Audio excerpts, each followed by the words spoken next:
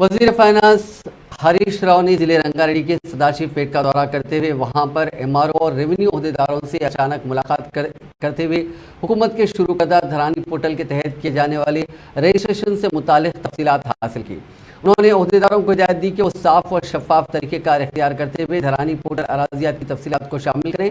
वजीर फाइनेंस ने कई किसानों से भी एमआरओ दफ्तर में मुलाकात करते हुए उनसे दरियाफ्त किया कि क्या धरानी पोर्टल अच्छा है या उसे ख़त्म कर देना चाहिए। इस पर अवामुन नास ने धरानी पोर्टल की हिमायत में जवाब दिया।